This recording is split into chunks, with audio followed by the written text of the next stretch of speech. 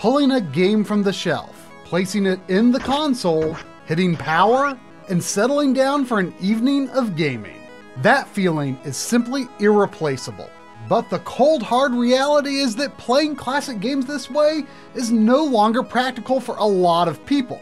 And especially due to the nature of disc-based media and mechanical drives, it will continue to become increasingly difficult for everyone as the years wane on. In this episode, we're taking a look at one solution to these problems for the original PlayStation, the PSIO.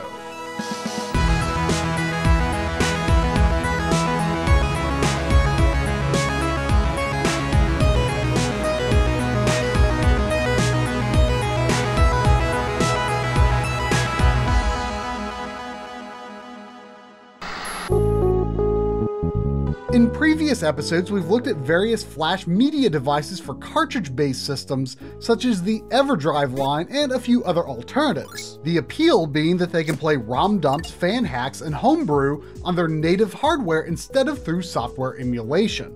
In the world of disc-based media, we've also looked at the Rhea and Phoebe for Sega Saturn, the Super SD System 3 for PC Engine, and more recently, we've also been messing around with the GD-EMU for Dreamcast.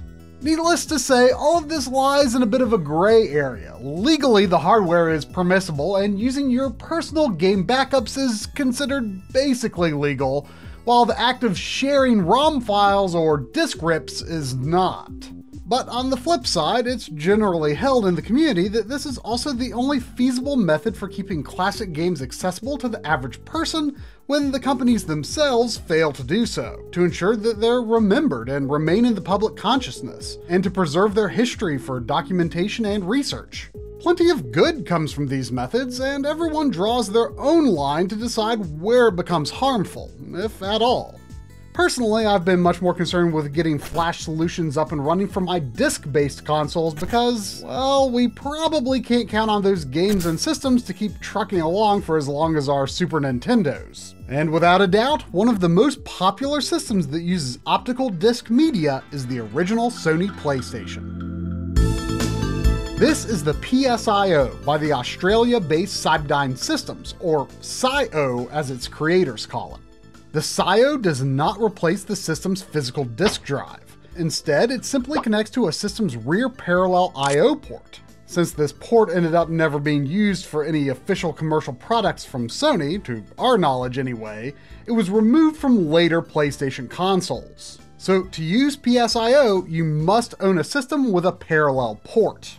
Of course, this would hardly be a My Life in Gaming episode if we didn't go out of our way to make the point that later PlayStation consoles have very slightly sharper video output compared to models with the parallel ports. This includes some board revisions using the larger system form factor along with the smaller PS1 consoles. Admittedly, the difference is virtually invisible and doesn't show up very well here, so don't dwell on it. More important is the fact that RGB video output is supported on all PlayStation consoles, big or small, in all regions. The big catch with PSIO is that it's not exactly as plug and play as it would appear at a glance. A tiny switchboard is included with the package along with some wiring, and it must be installed internally to use the PSIO cartridge. Many people, including myself, have virtually no soldering experience, so this may limit the device's appeal, but if you really want it, don't be afraid to ask around for help. I was able to get mine installed through a local connection who suggested to me that I should characterize it as an intermediate project, not recommended for beginners. The other catch with PSIO is availability. The device has been in the works for the better part of a decade and has been sold in very limited quantities over the course of its development. We ordered this unit during a pre-order window in April 2018 and did not receive it until December, which is actually a shorter wait than many others endured during earlier periods. However, it's looking like PSIO has finally reached the point of maturity where it's ready to become more readily obtainable, with the US-based online retailer Stone Age Gamer and the Canadian RetroModding.com preparing to be the first partners to offer PSIO outside of Cybdyn Systems. It's still too early to say whether this truly represents a radical turning point in PSIO availability and fulfillment time, but for now we'll just have to be hopeful. When purchasing a PSIO, be aware that secondhand sales are kind of discouraged by Cybdyn Systems' approach to keeping the firmware under lock and key. To download the SD card files required to run your PSIO cartridge, you must provide the email address associated with your order along with the PSIO serial number and order number from Cybdyn or one of their confirmed retail partners. Even just extracting the firmware files from the downloaded zip requires your serial number again as the password, so like it or not, you'd be wise to keep all of these files and your purchase information safely stored. With all of that out of the way, let's get ready to actually use the thing. First, choose a standard sized SDHC or SDXC card. I went with a 128GB card by SanDisk. In Windows, simply right-click your card to format it. For cards up to 32 gigs, use FAT32, and for all larger cards, format is exFAT with a recommended allocation size of 256 kilobytes. Alright, now we're ready to start loading it up with games, or so you might think. We're trying to get you going just from watching this video, but the PSIO Systems Manual is quite the hefty 40-page PDF, and you will probably need to reference it a bit. Even if it seems overwhelming, it's actually quite refreshing to have this sort of extensive, consumer-focused official documentation for a retro product. Assuming you've already downloaded and unzipped the critical menu.sys file, copy it to the root of the formatted SD card. Now place the card in the PSIO, and after some initialization, well, here we are. But without any games, there's not much to do. Naturally, the PSIO claims to be for playing your personal library of PlayStation game backups that you own. But actually getting them onto your SD card does take a bit of work, and certain games may require extra steps. On Windows, we like to use the free image burn software for creating game backups. Place the disk in your PC's optical drive, and then click Create Image File from Disk. Select your save directory, give your disk a name, and you can leave the file type as the .bin default. Click the big button at the bottom and wait for the entire disk to be processed. This is going to take a good several minutes, so if you plan to back up your games legit, this could be a multi-day project. The result will be not one, but two files, a .bin and a .q. If you were to acquire PlayStation disk images through some means other than ripping it yourself, it's very possible you'll find them in this exact same bin-q pair. Place these in a folder named for their corresponding game on the SD card, put it back in the PSIO, and give it a whirl. For many, if not most games, this method seems to work just fine and you don't necessarily have to do anything else. For those who haven't had a good PlayStation disk drive in a while, watching FMVs without skipping might seem like a revelation. But things start to get tricky when trying to use games with Redbook audio, music streamed directly from the game disc. Let's go! Any game that uses Redbook audio, even if only for one or two tracks in the game, will need to be converted to work correctly with PSIO. If your game contains multiple bin files, then it's definitely Redbook audio. If you drag the Q file into Notepad, you can confirm Redbook audio use by observing audio written next to the extra tracks. So to convert, you'll need to have downloaded the PSIO Systems console program. Choose Batch Image Conversion and select the folder for that game. Separate folders will be created containing the original files as is, and another with a new single bin image along with a CU2 file instead of a regular Q. Place the single bin image and CU2 file on your SD card, and your game and audio should work correctly. You can also perform this process on games that do not use Redbook audio, but as far as we can tell, it is not necessary to do so. In the PSIO options menu, you can choose an audio compatibility mode. Apparently K1V3 works with almost everything, but there may be rare occasions where you need to choose another. Over its many years of development, game compatibility on the PSIO has made major strides, and what we've seen so far suggests that games with problems are indeed fairly few at this point. Although we did get lockups when trying to retry a level in the free mode in Driver, and Jackie Chan's Stuntmaster never loaded past the legal text. We also never got audio working correctly with Bust-A-Move 4, no matter what we tried. Maybe it's just us, but otherwise we encountered no issues that we couldn't solve.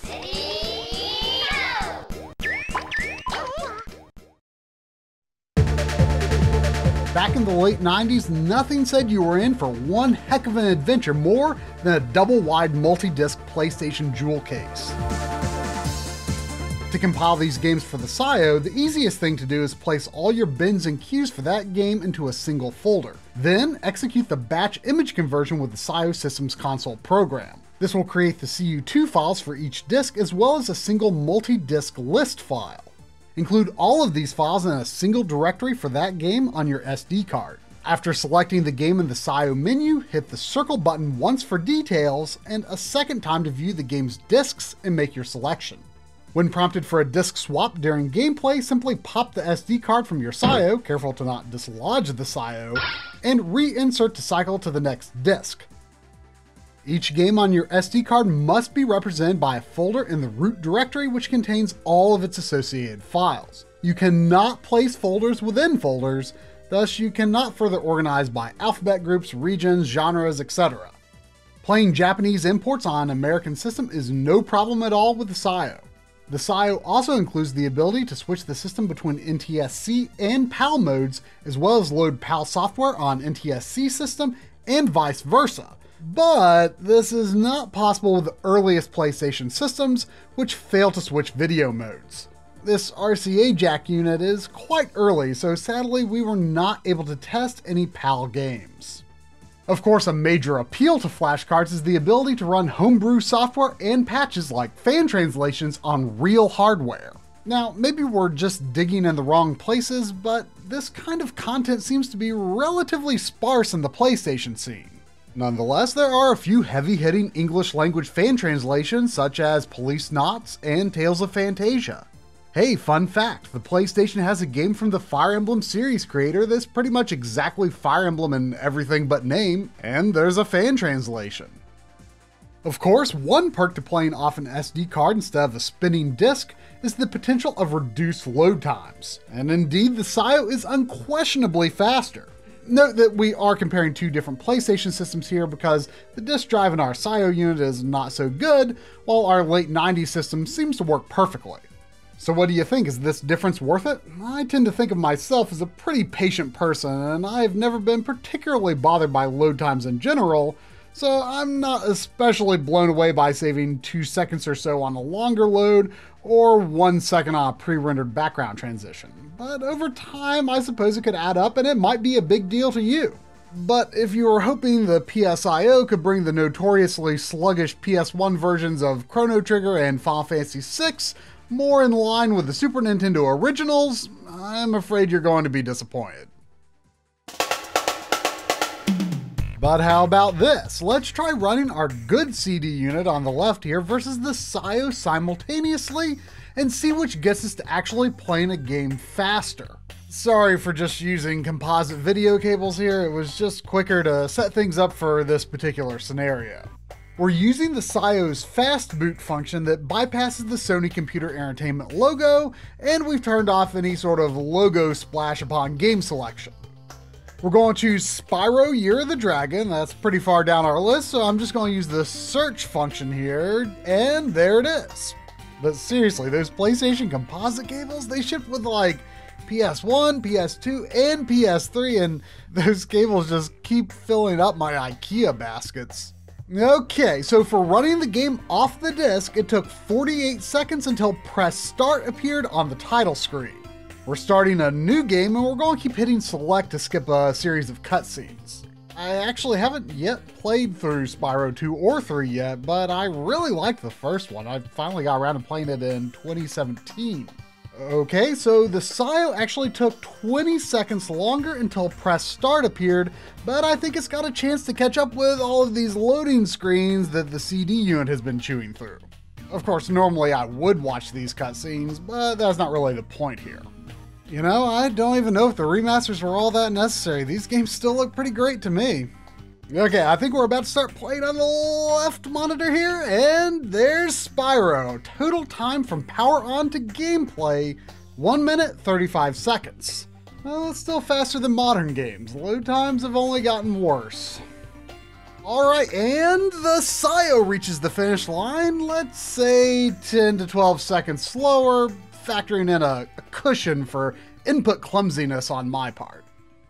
Of course, there exist other mods that let you play burned CDR copies and plenty of ways to load up PS1 backups from flash media on other devices. From PC emulation to custom firmware on other Sony consoles like the PS3 and PlayStation Vita, these options are well worth exploring, but the PSIO is clearly meant for people who specifically want to play backups on the original hardware. You could argue that in its current state, the PSIO doesn't really let you do anything new. Faster in-game loads aside, it just plays PlayStation games on a PlayStation, and you could already do that on any PlayStation system with a good disk drive. So we can't help but imagine our own PSIO feature wishlist. How about backing up saves to the SD card? Or options to alter dither pattern behavior to suit each user's visual preference? Perhaps the biggest megaton feature of all would be an option to force 240p resolution at all times to make it possible to play games like Chrono Cross and Silent Hill with their mix of 240p gameplay and 480i menus without the sync drops that you typically get with resolution changes when playing through a digital upscaler instead of on a CRT. But hey, we have no idea what sorts of features are even technically feasible via the PlayStation's parallel port or with the PSIO's own hardware. But we do hope that PSIO firmware development continues and that the device can be supported by Cybdyn for a long time to come, and that one day it could far surpass its current state, which is doing the basics very well, but we can dream for more, right? Idiosyncrasies in properly setting up your games and hopes for the future aside, the PSIO is certainly a marvel, an attractive polished product with an excellent presentation. A device unlike any other that anyone else has yet taken the investment of time, effort, and money to engineer for one of the most successful video game systems in history. And in time, we may see the PSIO become the key to keeping our original PlayStations running for decades to come.